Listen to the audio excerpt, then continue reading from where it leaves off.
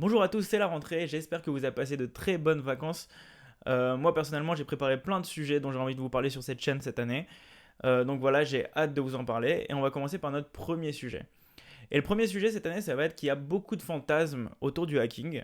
On va essayer de comprendre un peu ce qui se passe à l'intérieur de la tête d'un hacker. Parce qu'en fait, aujourd'hui, beaucoup de monde imagine un peu le hacking avec des gens qui ont des capuches, qui travaillent dans une salle sombre, qui écrivent des choses bizarres sur un écran noir. Et en fait, le hacking, c'est pas vraiment ça. Tout le monde croit qu'il faut être un génie pour être un hacker. Et en fait, ça a rien à voir avec ça, c'est assez loin de ça en fait. En fait, le hacking, c'est accessible à tout le monde. Ça demande pas mal d'énergie, ça c'est sûr. Ça demande aussi de la curiosité, une grosse envie d'apprendre. Il faut beaucoup s'investir. Mais en fait, dès que vous avez une tête bien faite, que vous êtes capable de vous poser des questions sur les choses, que vous aimez apprendre, vous pourrez très rapidement devenir un très bon hacker. Et donc c'est ce qu'on va voir aujourd'hui. Aujourd'hui, on va étudier deux techniques de hack qui vont nous permettre de comprendre ce qui se passe à l'intérieur de la tête d'un hacker. La première technique de hack qu'on va étudier n'a rien à voir avec la technologie. En fait, on va étudier un système qui se passe même pas sur un ordinateur pour bien comprendre que le hacking, ça touche à tous les domaines et ça va nous aider à voir ce qui se passe à l'intérieur de la tête d'un hacker. Pour ce qui est de la deuxième technique, ça va être effectivement un peu plus pointu, un peu plus technique, ça va se passer sur un ordinateur, mais vous allez voir en vous accrochant avec moi, on va pouvoir comprendre ce qui se passe et c'est hyper intéressant, c'est hyper excitant de comprendre ce qui se passe à l'intérieur d'un ordinateur, de bien comprendre comment ça marche et de le retourner contre l'ordinateur lui-même. Voilà, maintenant on sait de quoi on va parler, accrochez vos ceintures, on y va.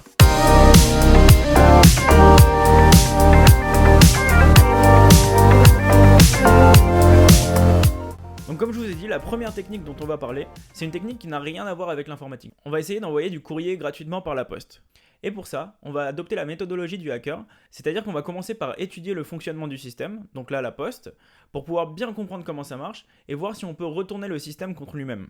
Donc voilà, imaginons que Bob veuille envoyer un courrier à Alice, donc pour ça il a préparé une lettre qu'il va envoyer par la poste. Donc la lettre, il va l'envoyer à la poste, et puis la poste elle va vérifier s'il y a un timbre. S'il y a un timbre, bah là il n'y a pas de problème, la lettre va être validée, puis elle va être envoyée à Alice. Maintenant, qu'est-ce qui se passerait s'il n'y avait pas de timbre? Bah, s'il n'y a pas de timbre, bah, Bob il a oublié de mettre le timbre, donc la lettre va lui être renvoyée. Tout simplement parce que Bob a mis son adresse derrière l'enveloppe au moment où il va l'envoyer. Et du coup, Bob il a eu une idée, il a décidé d'être plus malin que le système. Bob, ce qu'il fait maintenant, c'est qu'il va mettre l'adresse d'Alice derrière l'enveloppe. Et là, il va pas mettre de timbre. Et donc, la poste va voir qu'il n'y a pas de timbre, et elle va envoyer la lettre à Alice, puisque c'est l'adresse d'Alice qui est écrite derrière l'enveloppe. En fait, la poste n'a pas vraiment d'autre moyen de savoir par qui la lettre est envoyée que de regarder ce qui est écrit derrière. Et on peut utiliser ce système de la poste, qui est censé être un système bienveillant, contre lui-même pour pouvoir envoyer du courrier gratuitement. Alors bien entendu, ce système il marche pas à tous les coups.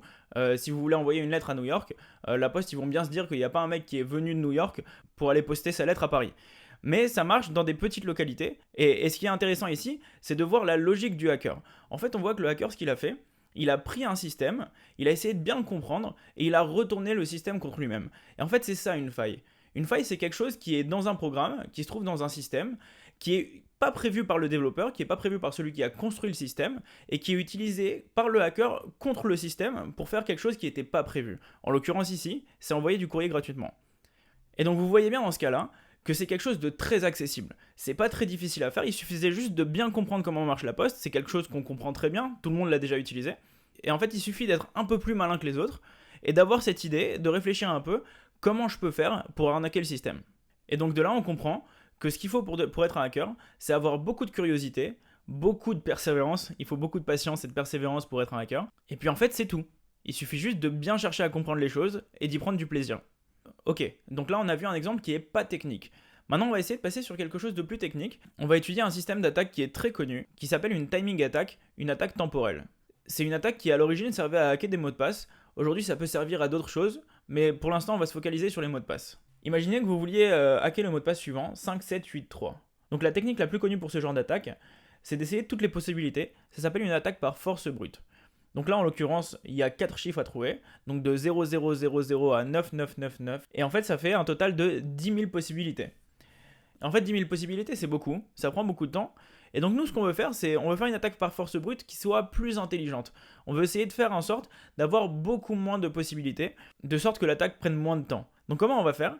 Bah, comme pour la poste, on va essayer de comprendre comment le système fonctionne. On va essayer de voir comment ça se passe à l'intérieur de l'ordinateur au moment de tester un mot de passe. Alors, pour les connaisseurs, là, effectivement, le mot de passe, c'est des chiffres, mais on va le traiter comme une chaîne de caractères. Donc, comment ça se passe à l'intérieur de l'ordinateur quand il teste un mot de passe? Donc, la première chose qu'il va faire, c'est qu'on va taper un mot de passe, par exemple 6400. Et là, en fait, l'ordinateur, ce qu'il va faire, c'est qu'il va checker le premier caractère. Et il va voir que le 6 n'est déjà pas un bon caractère. Et donc, une fois qu'il a vu que le 6 n'était pas bon, il va se dire qu'il n'a pas besoin de vérifier les autres caractères, puisque si le premier caractère est pas bon, alors tout le mot de passe est faux, forcément. Donc, l'ordinateur, ici, pour gagner du temps, il va pas aller vérifier les caractères d'après. En revanche, si le mot de passe que j'essaye, c'est 5701, l'ordinateur va checker le 5 est bon, puis le 7 est bon, puis le 0, et c'est seulement au bout du 0 qu'il va se rendre compte que le mot de passe c'est pas bon. Donc je récapitule. Quand l'ordinateur vient vérifier la validité d'un mot de passe, ce qu'il fait c'est qu'il teste les caractères un par un. Dès qu'il rencontre un mauvais caractère, il s'arrête là et il dit que le mot de passe c'est pas bon, parce que ça sert à rien de vérifier ceux d'après. Donc là on va se poser la question du hacker, on va se dire comment je peux utiliser ce système pour faire mon attaque par force brute du début, c'est-à-dire tester plein de possibilités, mais en testant beaucoup moins, histoire de gagner du temps. Et c'est là qu'intervient la méthode de la timing attack. Ce qu'on va faire, c'est qu'on va d'abord faire des tests uniquement sur le premier caractère. On va tester 0, puis 1, puis 2, puis 3, etc. Et en parallèle, on va mesurer le temps de réponse de l'ordinateur.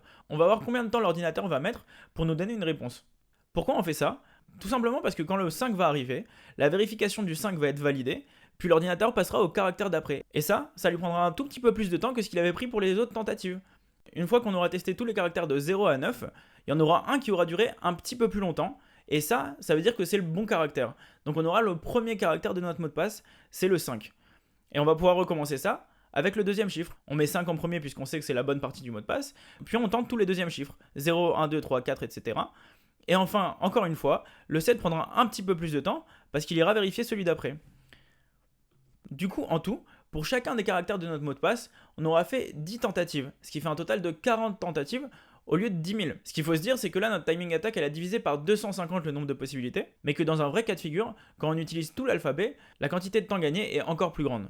Donc pour résumer, encore une fois, ce qu'on a fait, c'est qu'on a pris le système, on a essayé de bien comprendre comment il fonctionnait. Donc on a pris une attaque basique, ça veut dire qu'on tente toutes les possibilités pour hacker un mot de passe, et ensuite on s'est dit, j'aimerais aller plus vite. Pour aller plus vite, on utilise le fonctionnement du système. On remarque que le système met plus de temps à étudier quand le premier caractère est bon. Du coup, ce qu'on fait, c'est qu'on teste toutes les possibilités pour le premier caractère, jusqu'à trouver celui qui prend un petit peu plus de temps. Et celui qui prend un petit peu plus de temps, c'est le bon caractère. Puis on fait pareil pour le deuxième, puis pour le troisième, etc. En tout, on aura eu 40 utilisations ici, ce qui fait beaucoup moins que les 10 000 au départ. Et encore une fois, ce qu'on peut comprendre, c'est que tout ce qu'il faut pour savoir hacker, c'est une bonne dose de curiosité, une bonne dose de patience, et être un petit peu malin. Et une fois qu'on a tout ça, on peut jouer avec tous les systèmes, et c'est hyper amusant. Alors, j'ai codé une timing attack pour vous montrer, donc je l'ai codé en C pour que ce soit plus efficace. Et vous allez voir que, visiblement ça marche. Alors, je vais vous dire, par contre, j'ai un peu triché. J'ai un petit peu triché parce qu'aujourd'hui, les ordinateurs sont très rapides et font plein de choses à la fois. Ce qui fait que le temps ici calculé n'est pas vraiment significatif. Et du fait qu'il n'est pas significatif, on peut avoir des petits défauts. Et pour compenser ça, ce qu'on va faire, c'est qu'on va augmenter le nombre de fois où on fait les tests. Et là, en l'occurrence, j'ai fait quelque chose comme 10 millions de tests pour chaque caractère, ce qui fait que c'est moins rentable de faire la timing attack que de faire une attaque par force brute. Par contre, ce qui est intéressant, c'est de voir que ça marche quand même. C'est de voir que ça nous donne quand même le bon mot de passe. Alors, inutile d'essayer une timing attack sur des mots de passe Facebook ou sur d'autres plateformes très connues. Ces sites sont protégés contre ce genre d'attaque. Déjà, ils sont protégés contre les attaques par force brute, puisqu'ils ne vous laissent pas essayer autant de fois que vous voulez des mots de passe.